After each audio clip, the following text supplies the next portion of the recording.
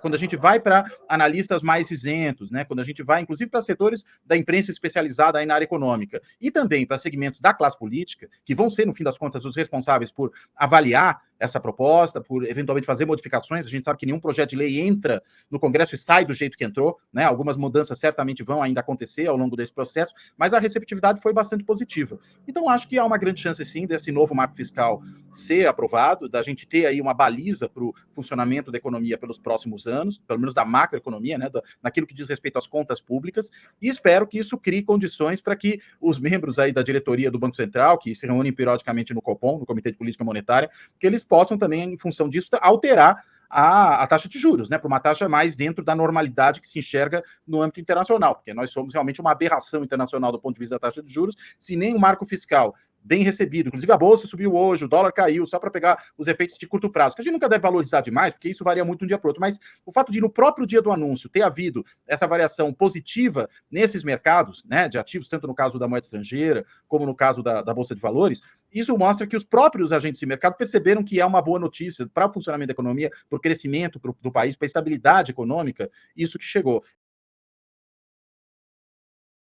Agora, acho que o Bolsonaro, para ir ao ponto direto, né, volta fragilizado, né, por conta de tudo isso que eu acabei de falar, dos processos, né, da perda de prestígio que ele teve ao fugir para os Estados Unidos depois da eleição, né, pela covardia que demonstrou aí, né, também pelo fato de que, mesmo para alguns dos seus ainda apoiadores, né, que estavam lá chamando adversários do Bolsonaro de ladrão, né, ele é o ladrão de joias, né, então o ladrão de joias é o quê? Né, para gente que fica aí o tempo inteiro batendo no peito, dizendo que é contra a corrupção, ter como líder político um ladrão de joias é uma situação complicada. Né? Então, acho que tudo isso foi fragilizando essa candidatura do Bolsonaro, e não à toa ela flopou, né? Porque seria, digamos, um grande evento, a volta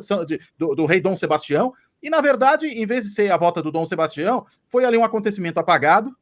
não teve grande impacto, até claro, o aparato de segurança contribuiu em parte para isso, mas o que contribuiu mesmo foi a notícia mais importante do dia, da qual a gente estava falando antes, né? Que não foi a volta do Bolsonaro, foi o novo pacote fiscal. Então, a própria atenção dos grandes veículos de mídia, da opinião pública de um modo geral, teve muito mais voltada para essa questão do pacote econômico do que propriamente para a volta do Bolsonaro. Ele foi ofuscado por um ato de governo, né? E como ele não governou durante 4 anos, ser ofuscado por um ato de governo, eu acho que inclusive é um sinal de uma saúde maior da nossa democracia em relação àqueles tempos anormais, né, de aberrações diárias que a gente vivia durante a era Bolsonaro.